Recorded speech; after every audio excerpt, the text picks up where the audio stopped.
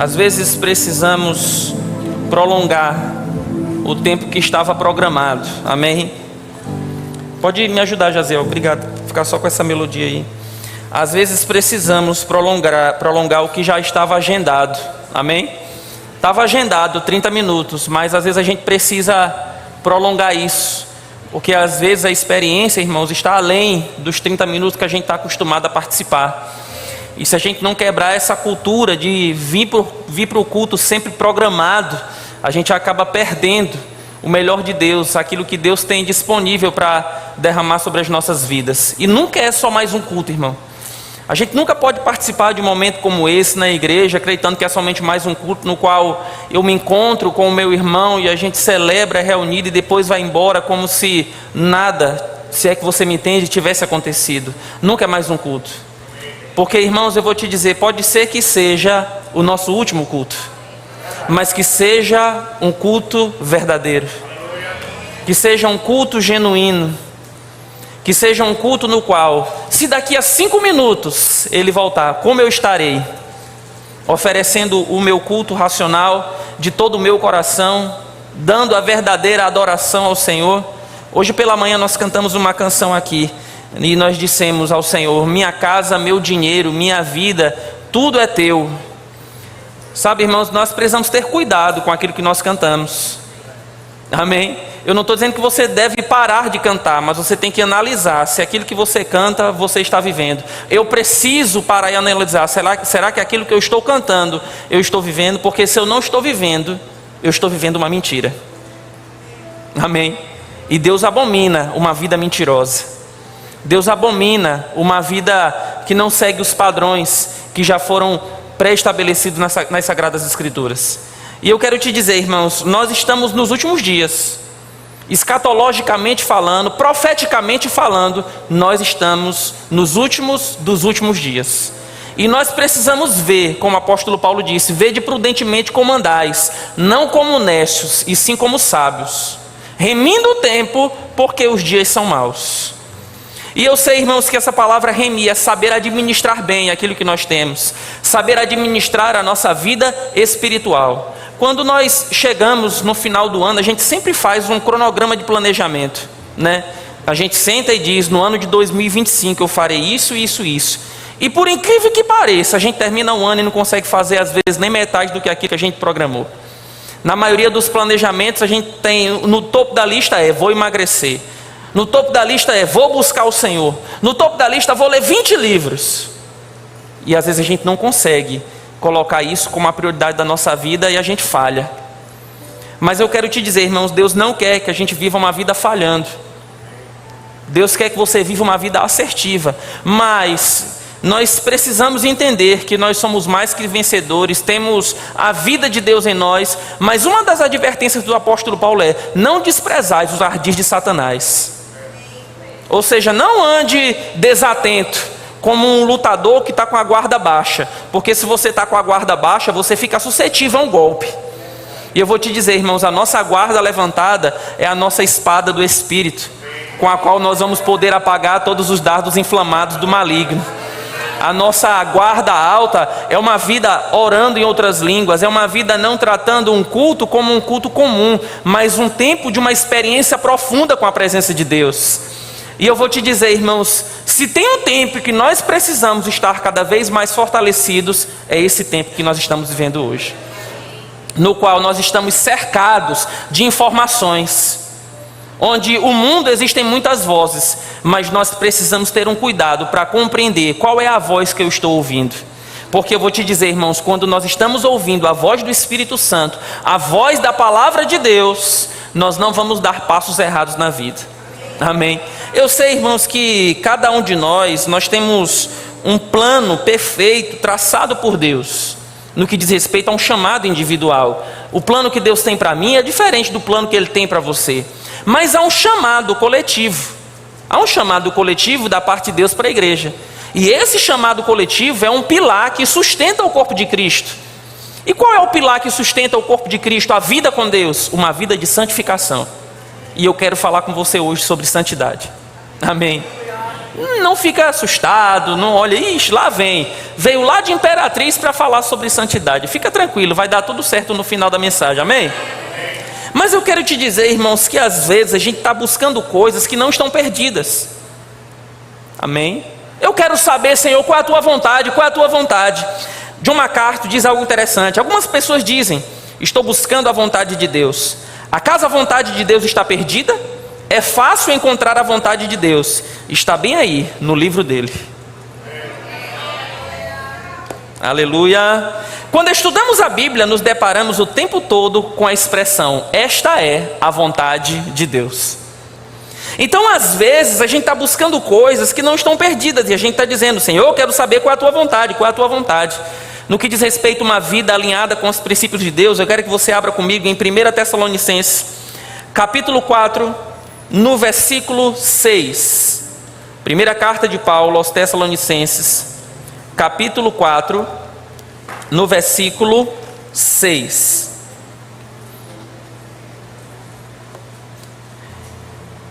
Eu vou ler na Nova Versão Internacional, e a Bíblia diz o seguinte: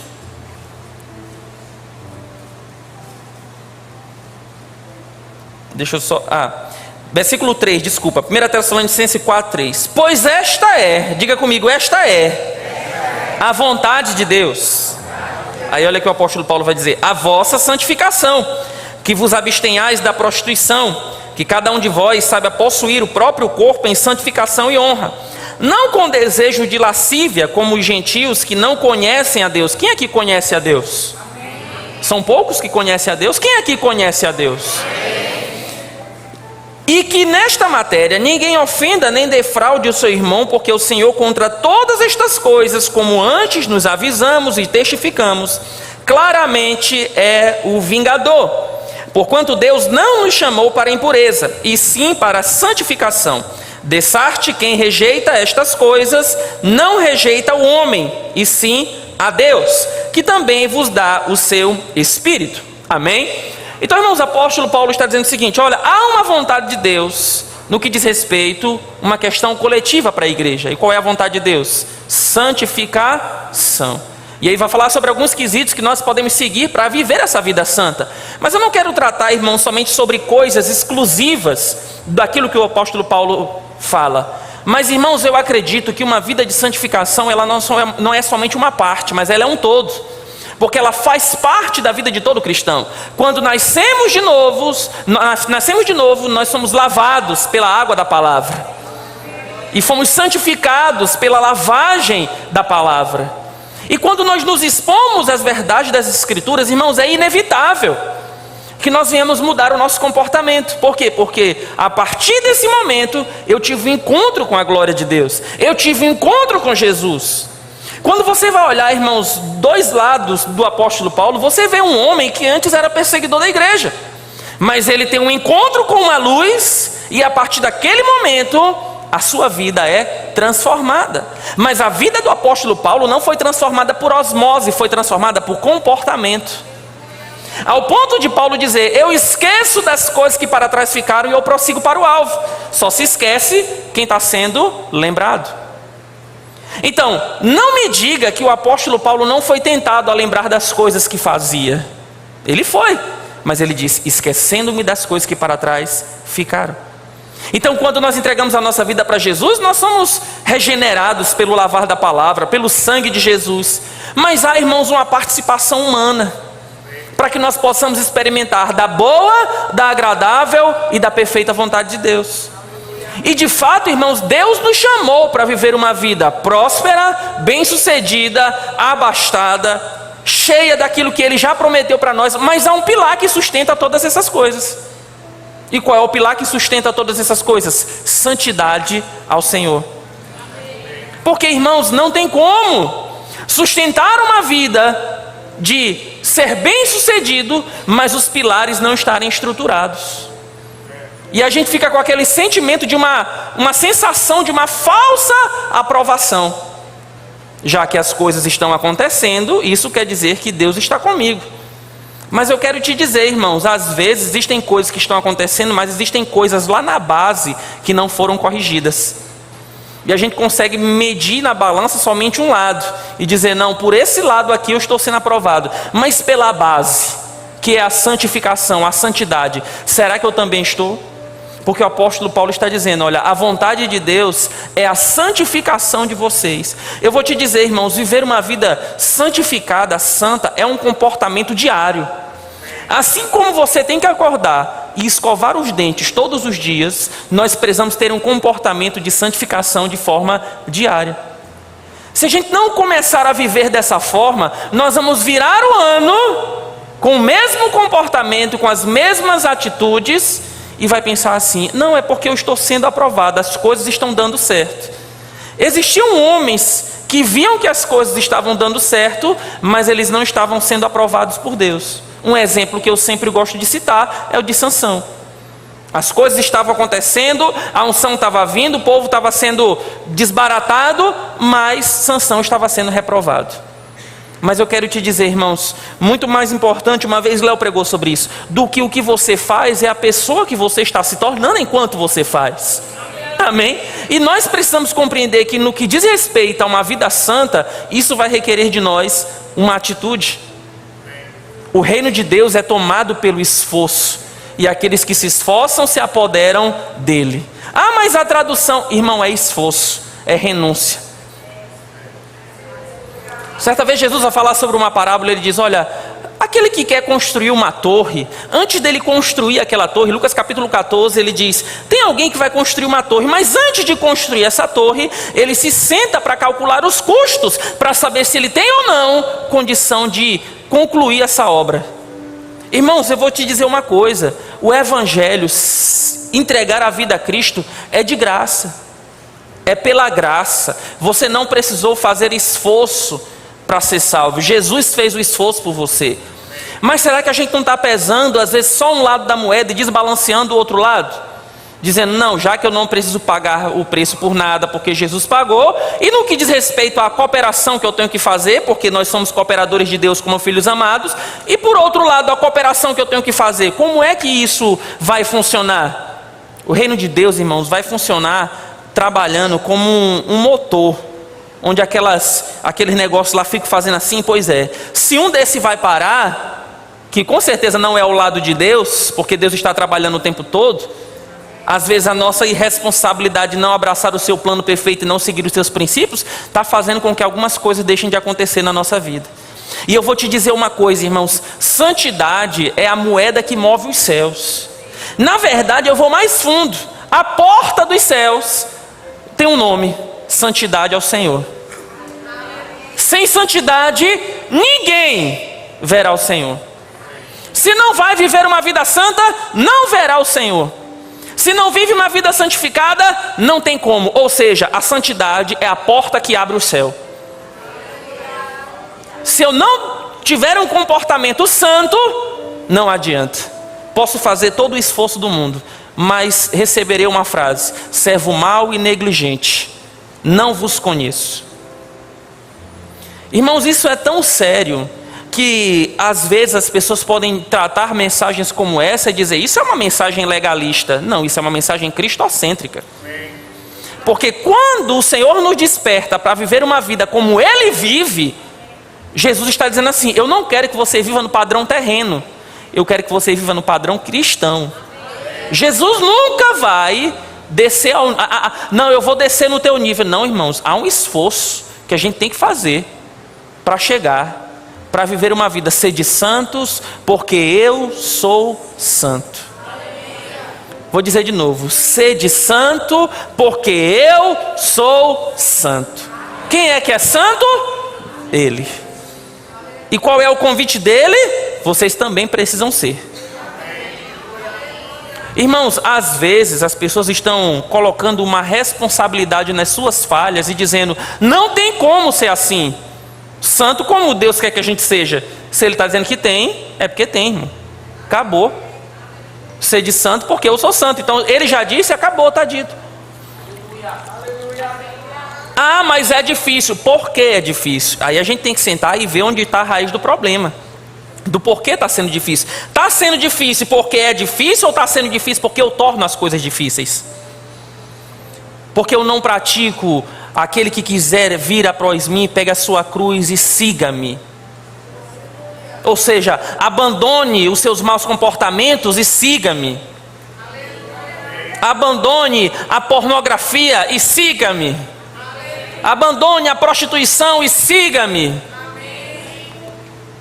Abandone a mentira e siga-me. Abandone o roubo e siga-me. E a gente diz: é difícil seguir a Cristo. Não é difícil. Quando a nossa vida está rendida ao senhorio de Cristo, as coisas se tornam cada vez mais fáceis, irmãos. Difícil é sustentar uma vida mentirosa. Porque por mais que tente construir, uma hora a casa cai. Eita, pastor, quinta-feira eu estou indo embora. Uma hora a casa cai. Irmãos, eu vou te dizer uma coisa: o profético vem para exortar, consolar e edificar. Não vem para expor ninguém. Não vem para, você é isso. Não, mas a exortação é uma demonstração do amor de Deus. Quando Deus exorta, Deus está dizendo: eu te amo. Porque a exortação é para quê? Para aproximar o homem, para que ele não se perca. Então, se nós estamos aqui nesse lugar e tem pessoas nos acompanhando pela internet, isso é porque Deus não quer que a gente se perca. E talvez você possa ouvir essa mensagem e dizer assim: mas pastor, tudo que o senhor está dizendo eu estou seguindo. Glória a Deus por isso. Louve ao Senhor porque você está sendo vacinado. Às vezes a gente está terceirizando aquilo que o Senhor quer tratar com a gente. E a gente está num lugar como esse e pensa assim: mas se fulano de tal tivesse aqui, era a lapada certa. E a gente começa a distribuir somente para... A gente não consegue mais trazer o pessoal. Eu. É tu, ele, nós, ele. Não, eu não. Se você está aqui, se eu estou aqui, é porque essa mensagem é para a gente, irmão. Eu vou te dizer uma coisa: nós precisamos ter uma compreensão de que se nós estamos acompanhando todas as coisas, eu não estou falando sobre fenômenos, mas irmãos, o tempo está diferente, as coisas estão diferentes, as pessoas estão diferentes. Existem algumas coisas que a gente não tem a data certa quando Jesus volta. Ninguém sabe aqui a data do arrebatamento. Não adianta você perguntar para Léo: tu não tem uma previsão aí de quando Jesus volta? Eu sei que várias vezes já perguntaram para ele. Não tem uma previsão. E às vezes, irmão, a gente está cogitando saber a previsão para ver se a gente consegue sustentar um pouco mais o pecado para corrigir lá na frente.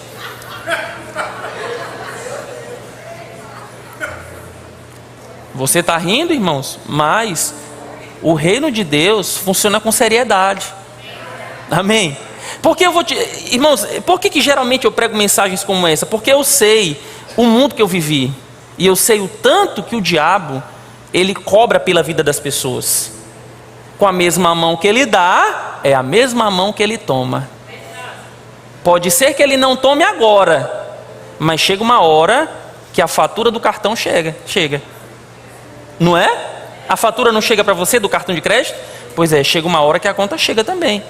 E o que a gente tem que fazer? Irmãos, eu tenho feito orações desesperadas a Deus. Não oração de desespero pedindo algo, mas eu me jogo diante da face do Senhor. Digo: Senhor, se não for o Senhor, não adianta. A minha vida não vai para frente, só se for contigo. Às vezes quero ter comportamentos carnais e me jogo na presença de... Me ajuda, Jesus. Que se o Senhor não me ajudar, não tem jeito, eu me acabo. Mas eu, graças a Deus, porque eu tenho Jesus. E eu vou te falar uma coisa, irmãos: nós precisamos às vezes fazer essas orações desesperadas, porque somos tentados todos os dias. Talvez a sua área, a minha área de tentação é diferente da sua área de tentação, mas nós somos tentados. Mais uma vez, pastor Humberto estava pregando, ele diz: é melhor você confessar uma tentação do que você vir e ter que confessar um pecado. Então a gente é tentado. E o que a gente tem que fazer? Se jogar nos pés de Jesus, dizer: Jesus, me ajuda, porque sozinho eu não consigo. E eu vou te falar uma coisa, irmãos, essa vida de santidade, para viver esse padrão divino, ela não é pesada, porque muitas pessoas ensinaram com o tempo, de que quando nós entregamos a vida para Jesus, a primeira coisa que eles falam é: agora tu é crente, agora tu não vai mais poder beber. Não é sobre o que você pode ou não pode, irmãos. Quando você olha para a palavra é a luz da nossa vida, automaticamente ela te faz mudar o teu comportamento. E aquilo que você fazia antes, você já não se sente mais bem fazendo. Você diz: rapaz, olha, eu não me sinto mais bem fazendo isso. Por que eu não me sinto mais bem? Lâmpada para os meus pés é a tua palavra, e luz para os meus caminhos. Vós já foste lavados pela lavagem da palavra de Deus. Então a palavra, ela tem o poder de transformar a vida do ser humano, quando ele se deixa ser transformado, irmão. Porque é possível a pessoa vir para a igreja todos os cultos, mas permanecer do mesmo jeito. E eu vou te dizer algo: o problema não está em Jesus. O problema não está na Bíblia. A Bíblia não tem que ser atualizada. Não tem que tirar versículos da Bíblia para dizer: esses versículos são antiquados, não servem mais para hoje. A Bíblia serviu ontem, a Bíblia serve hoje, a Bíblia vai servir amanhã. Ela é a verdade absoluta e nada, nem ninguém pode mudar ela. Então, quando olhamos para essa perspectiva de viver uma vida santa, o que é que nós temos que fazer? Vai ter que fazer esforço. E como aquele construtor que senta para calcular os custos, para saber se tem condição ou não, irmãos, quando chega final do ano que a gente faz esse planejamento, a gente também tem que fazer um planejamento sobre a nossa vida cristã. Quando você entregou a sua vida para Jesus, a partir daquele momento que você disse assim: Senhor, eu entrego a minha vida a Ti, eu decido te fazer como Senhor e Salvador da minha vida. Você veio aqui à frente, você chorou. A partir daquele momento, agora começa uma nova caminhada, é uma nova jornada, que você vai caminhar com Deus. Agora, irmãos, não espere que Deus vai se enquadrar ao teu padrão. Ele vai te chamar para você viver um padrão segundo o padrão das Escrituras. E é por isso que o apóstolo Paulo está dizendo: quanto à vossa maneira de viver, no versículo 5, versículo 4, que cada um de vós saiba possuir o próprio corpo em santificação e honra, e não com desejo de lascívia, como os gentios que não conhecem a Deus, e que nessa matéria ninguém ofenda, nem defraude seu irmão, porque o Senhor, contra todas estas coisas, como antes nos avisamos e testificamos claramente, é o vingador. Irmão, o apóstolo Paulo está escrevendo isso aqui para uma igreja. Não é para gente assim que ele achou na rua e escreveu, não. É para uma igreja. E ele está dizendo o seguinte: porque o Senhor, contra todas estas coisas, que coisas? Que ele acabou de citar em cima: lascívia, prostituição, ou seja, uma vida imunda, amém? Vamos resumir tudo assim: contra todas estas coisas, como antes nos avisamos e testificamos, é claramente o vingador. No versículo 7, porquanto Deus não nos chamou para a impureza, e sim para a santificação. Dessa arte, quem rejeita estas coisas, não rejeita o homem, e sim a Deus. Olha só o que o apóstolo Paulo está dizendo. Olha, de outra forma, quem rejeita essas coisas, ou seja, quem rejeita essa mensagem, não rejeita o pastor Pablo, rejeita a Deus. Talvez você me olhe por dentro e diz assim: lá vem ele querendo... Não, irmão, a Bíblia está dizendo: quem rejeita estas coisas, que coisas são essas? A maneira de santificação, a maneira para viver uma vida santa, não está rejeitando ao homem, está rejeitando o próprio Deus. Irmãos, eu tenho procurado observar muito aquilo que às vezes eu estou cantando ou lendo aqui no telão, e eu começo a pegar pequenas frases e começo a pensar nelas. Hoje de manhã eu estava cantando aquela música, comecei a ficar pensando: minha casa, meu dinheiro, não sei o que e tal, e eu comecei a pensar, falei: meu Deus, eu tenho que ter uma forma direita de ofertar e dizimar, Porque eu estou dizendo que minha casa, meu dinheiro, tudo pertence ao Senhor. Mas às vezes eu estou honrando ao Senhor de qualquer forma. Aí eu comecei a pensar e ler isso aqui. Quem rejeita essas coisas, não rejeita o homem, rejeita a Deus. Irmãos, você sabe o que isso é forte? Quando você rejeita a mensagem, você está rejeitando o próprio Deus. Porque a gente sempre vai ter uma justificativa para tentar encobrir os nossos pecados. E dizer, eu caí por quê? Eu caí porque A, eu fiz isso porque B, eu fiz isso porque C. E você vai encontrar vários homens e mulheres de Deus que tinham todos os meios para ter uma justificativa, mas não tiveram. Eles decidiram permanecer fiéis. Olhamos para a vida de José e percebemos um homem que tinha todas as justificativas. Senhor, a mulher me deixou nuzinho. Mas ele não se justificou. O que ele fez? Ele, perna para que te quero. Você pode prestar atenção olhando para a vida de José, irmãos, que tentação, a gente não resiste, a gente foge. Quem brinca com fogo, acaba se queimando. Então a gente não está aqui, irmãos, para flertar com o pecado. E às vezes, irmãos, essa questão de justificar o eu sou pecador, não, porque eu sou pecador, é simplesmente para tentar ficar mantendo o comportamento do pecado. Porque quando cair vai dizer, porque eu sou pecador.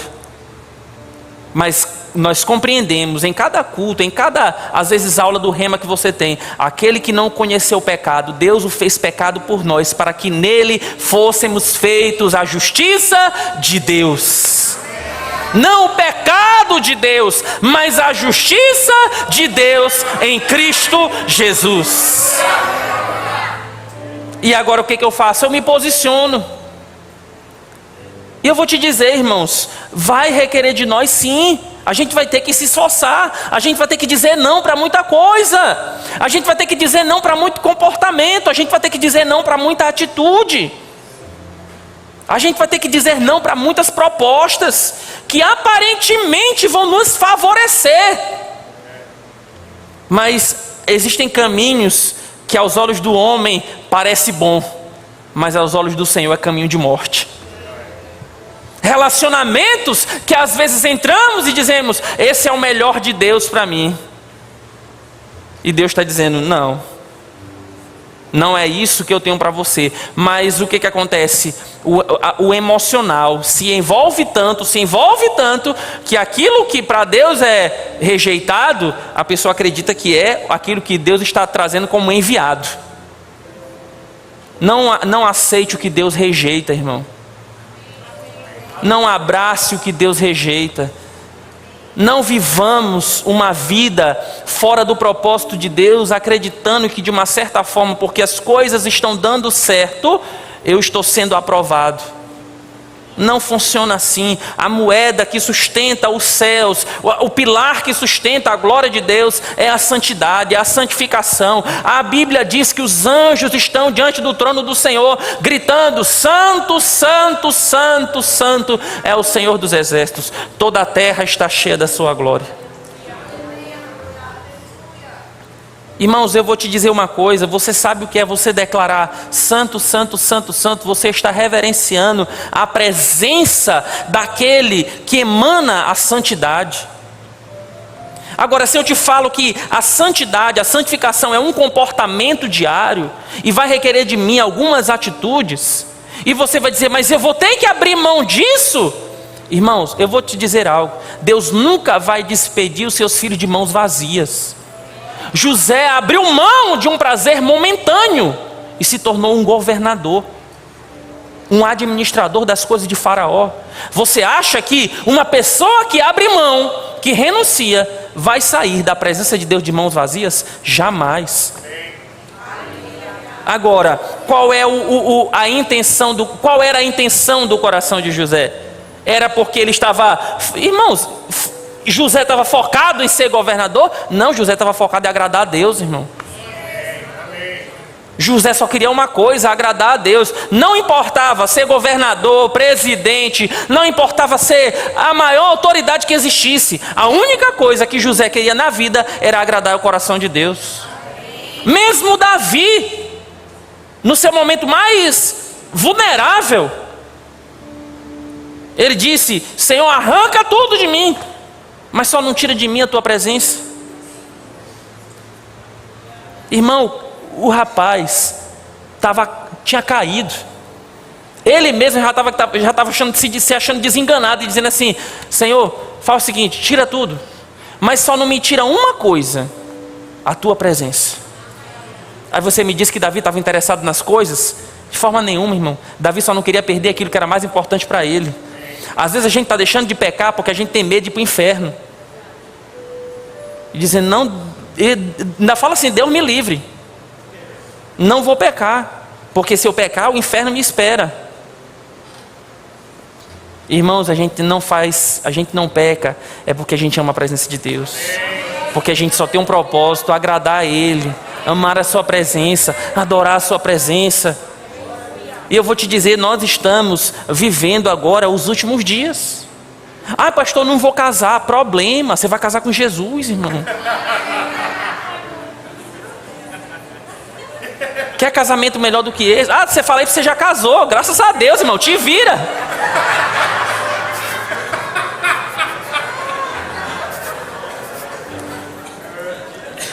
Mas eu estou te falando que existem coisas, existe um tesouro que é muito superior do que os tesouros que nós podemos conquistar nessa vida.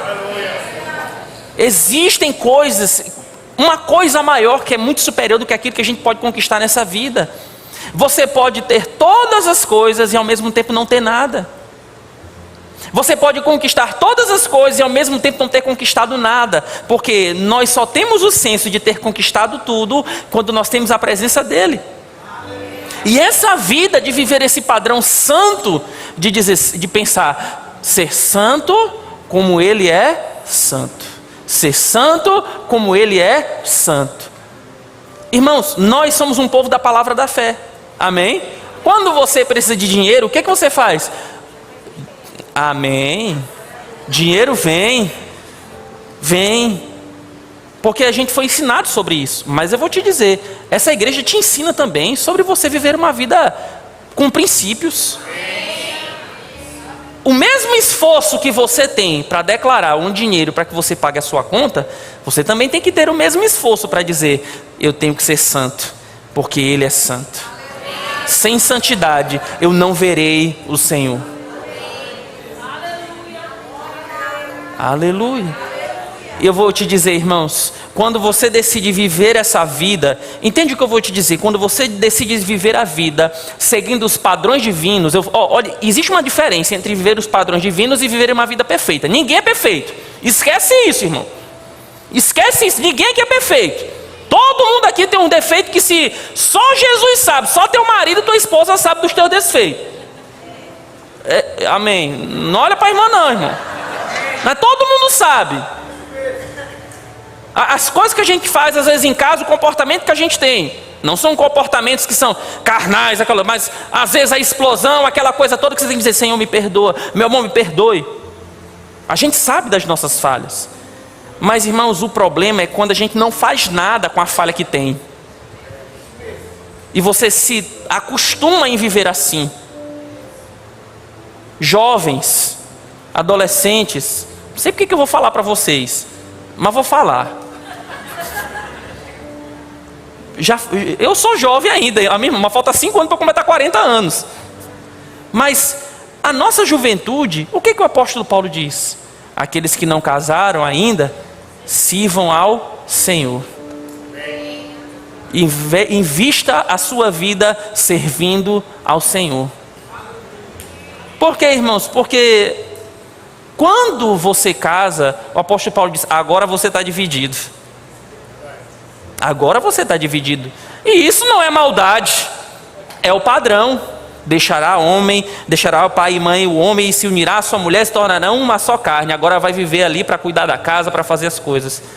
Aí pode ser que quando chega um momento lá na frente, você casa errado e ainda tem que pensar assim: eu poderia ter feito muito mais antes, mas não fiz. Então eu quero te dizer uma coisa: como pode, Salmo 119, como pode o jovem manter firme a sua conduta? Observando a palavra, abrindo mão dos prazeres do mundo, abrindo mão dos prazeres da carne, abrindo mão dos desejos carnais, para viver uma vida segundo o plano de Deus. E eu vou te dizer uma coisa, irmãos: que coisa maravilhosa vai ser quando nós encontrarmos o Senhor. Eu anelo por esse dia. Quem aqui anela por esse dia, amém? De estar face a face com o Senhor. Eu sei que tudo aquilo que nós estamos vivendo aqui na terra é maravilhoso, e eu sei que se Jesus não voltar antes, irmãos, a gente vai viver mais ainda. Nós vamos ver milagres, ainda existe um grande avivamento a ser derramado, ainda existe uma grande manifestação do poder de Deus a ser derramada. Mas eu vou te dizer uma coisa: uma vez eu ouvi um pregador dizer, ele disse: adorar a Deus, a gente só tem na terra uma oportunidade, que é nessa vida. Não temos outra oportunidade a não ser essa. Então que a gente gaste essa vida com Ele.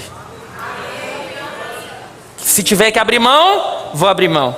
Se tiver que renunciar, vou renunciar. Se tiver que abrir mão de comportamentos mundanos, carnais, vou abrir mão. Mas não vou perder a glória por coisas que não têm valor nenhum. Jeremias capítulo 11. O Senhor disse para o povo de Israel: esse povo trocou a minha glória por coisas que não têm valor algum. Irmãos, não podemos trocar a presença de Deus por coisas que não têm valor, por coisas que são passageiras. E eu quero encerrar, porque meu tempo já está bem avançado. Ainda tem muita coisa para a gente fazer. Quando nós estivermos no encontro com Ele, não vamos levar nosso carro, não vamos levar nossa casa, não vamos levar nossos iPhones, não vamos levar nosso dinheiro, não vamos levar nada daqui. Só vamos levar uma coisa: as nossas obras. E essas obras serão passadas pelo fogo. E essas obras ou se transformarão em palha, ou se transformarão em ouro. E eu quero encerrar dizendo para você que as nossas obras não sejam palha, que as nossas obras sejam ouro. Fique de pé, eu quero orar com você nessa noite.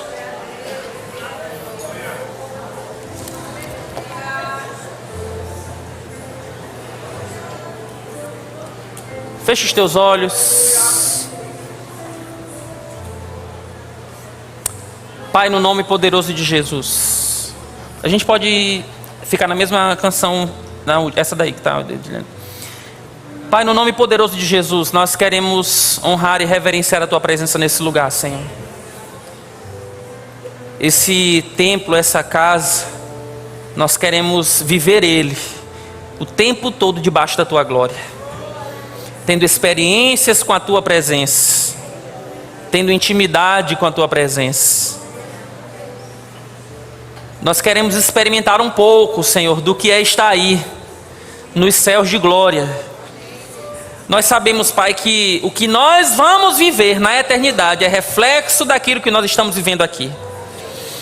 E que aquilo que nós estamos vivendo aqui nessa terra não seja palha, mas seja ouro.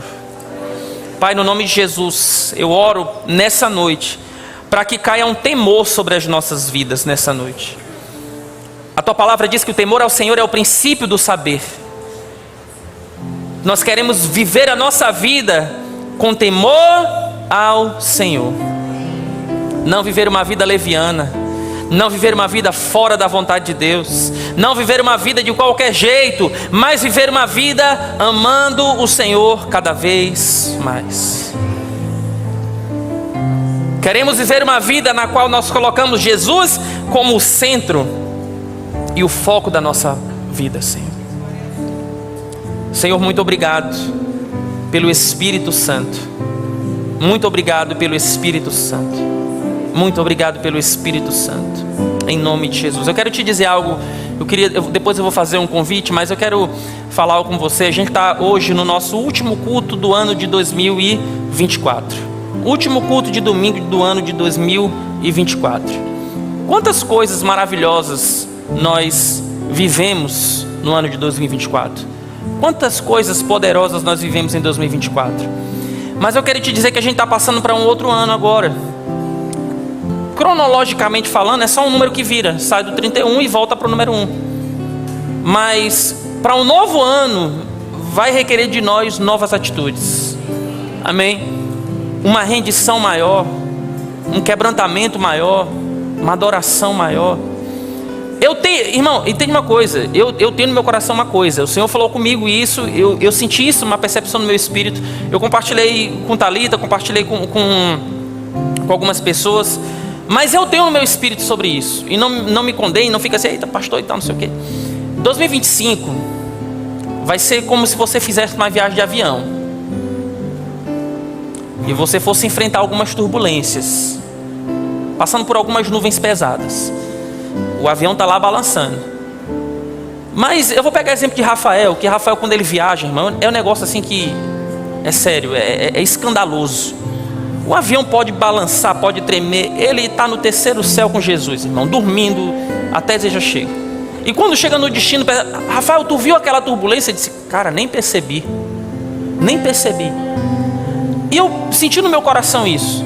2025 vai ter algumas turbulências, mas o Senhor falou comigo sobre a vida de José. 7 anos de fome. Não estou dizendo que vão ter 7 anos de fome, não, pelo amor de Deus. 7 anos de fome.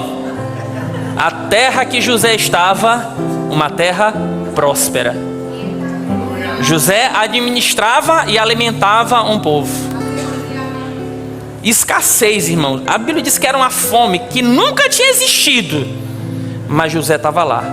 Agora, o que colocou José naquela posição? Preservar princípio. Amar ao Senhor de todo o coração. Então, assim como essas turbulências vão acontecer, se você guardar os princípios, se você esconder a palavra de Deus no teu coração, guardei a tua palavra no meu coração para não pecar contra ti. Se você fizer do Senhor a tua morada, do Altíssimo a tua morada, nenhum mal te sucederá e praga alguma chegará na tua tenda. Agora deixa eu te dizer mais. Você não vai somente se alimentar. José se alimentava, mas José alimentava outras pessoas. Você não somente receberá a provisão, mas você será a provisão. Eu sinto isso de uma forma muito forte no meu espírito, irmão. Você não somente receberá a provisão, mas você será a provisão. Se você preservar princípios, se você viver uma vida santa, se você guardar a palavra no teu coração para não pecar contra Deus, você vai ver coisas sobrenaturais acontecerem na tua vida. Dólar aumenta, as coisas ficam caras, mas o meu armário está cheio de mantimento. Irmãos, você sabe o que é Deus alimentar todo dia um povo que não tinha uma despensa para guardar nada, e Deus diz, não guarda, amanhã tem mais. Eu me lembro da oração de Jesus: Pai nosso que estás no céu, santificado seja o vosso nome, venha a nós o vosso reino, seja feita a vossa vontade, aqui na terra como na terra. O pão nosso de cada dia nos dá hoje, e o de amanhã Ele dá também. Vou dizer de novo, e o de amanhã Ele dá também. Não se... Irmão, às vezes a gente fala coisas como essa e as pessoas começam a achar que não, é porque eles criam uma imagem assim tão grande na ilusão deles, como se isso fosse acontecer. Não é que a gente cria imagem, irmãos. A imagem já existe. A gente só traz para uma realidade natural. Amém? Deus alimentava um povo todo dia com maná. Não se espante de você abrir a sua despensa e você ver coisas que você nem comprou. Vou dizer de novo, irmão. Não se espante se você abrir a sua despensa e ver coisas que você nem comprou.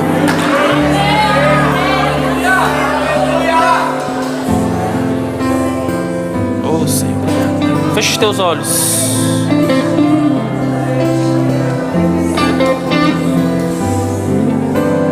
Oh, rabachaca talabaceira de que Shikatalabasarabasharabas.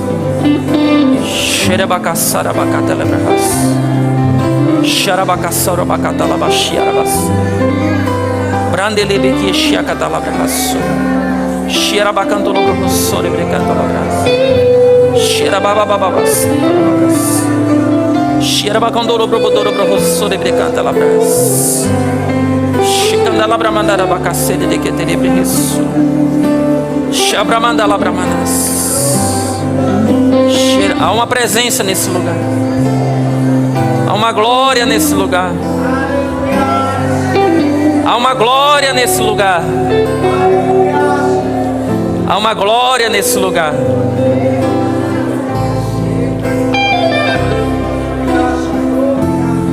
Não negocia os teus princípios. Não negocia os teus princípios. Vou te dizer mais uma coisa, irmão. Às vezes, tempos de crise são oportunidades para nós darmos passos errados. Assim como tempos de crises podem ser oportunidades para darmos passos certos, também pode ser uma oportunidade para a gente dar um passo errado. Às vezes, por causa de uma pressão, a gente toma uma decisão errada. Mas nós falamos essa noite que Deus não quer que você tome decisões erradas, decisões assertivas. Irmãos, eu vou te dizer uma coisa, e a gente pode ser tentado a abraçar propostas que não são propostas divinas. Elas parecem, mas não são. Nem tudo que reluz é ouro. E aí o que eu quero te dizer? Debaixo de uma pressão, você não toma decisão nenhuma. Debaixo de uma pressão, você vai orar e buscar a face do Senhor. Deus tem os seus meios. E eu vou dizer para você de novo: se você guardar a palavra dele no teu coração para não pecar contra o Senhor, 1000 podem cair ao meu lado, 10.000 à minha direita, não serei atingido. Se eu fizer do Senhor a minha morada, nenhum mal me sucederá, praga nenhuma chegará à minha tenda. Se eu estiver debaixo do esconderijo do Altíssimo, nada irá assolar a minha vida.